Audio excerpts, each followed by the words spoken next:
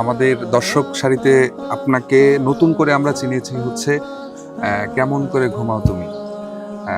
এই যে সঙ্গীতটা, এটা গাওয়ার পেছনের গল্প বা এর গীতিকারের সাথে আপনার কিভাবে কানেক্টিভিটি, এই সম্পর্কে যদি। সুবহানাল্লাহ। প্রথমেই তো এই গানের গীতিকার জহির বিন বাশার ভাইয়ের জন্য দোয়া। ম্যান অফ ভোলা ভাইয়ের আল জিবরান নামে একটি শিক্ষা প্রতিষ্ঠান রয়েছে ডেমরাতে। আচ্ছা আচ্ছা, মাশাআল্লাহ। আমি এর আগে জহির ভাইকে কখনো দেখিনি, জাস্ট হাই হ্যালো সালাম বিনিময় হতো। ভাই আমাকে হোয়াটসঅ্যাপে গানটা পাঠিয়েছিলেন। আমি কোর্ট থেকে এসে দুপুরে খেয়ে বিশ্রাম নিচ্ছিলাম। এমন সময় আমি কোর্ট থেকে কাজ শেষ করে বাসায় এসে জোরে নামাজ পড়ে খাবার খেয়ে একটু বিশ্রাম নিচ্ছি, হঠাৎ করে হোয়াটসঅ্যাপে অন করে এই গানটা পেলাম।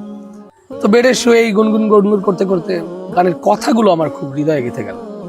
তো যাক, আমার প্রথম সেই গুনগুনানিটুকু আমি জহির বিন বাশার ভাইকে শোনালাম যে ভাই এই গানটা যদি আমরা এইভাবে টিউনসে ফেলি তাহলে কেমন হবে।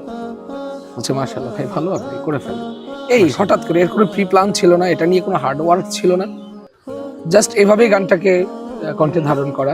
এটার সুর কি আপনার কণ্ঠে এটা করা? সুর আমার করা, এটা সুর আমার। আমরা বিভিন্ন ইউটিউবে যেটা দেখেছি যে কথা সুর জহির বিন বাশা। না, জহির ভাই শুধু লেখার, সুরটা রকম জামানের। এছাড়াও জহির ভাই আরো বেশ কিছু ভালো ভালো গান করেছি। আচ্ছা আচ্ছা, সব মিলিয়ে জহির ভাই খুব ভালো লেখেন।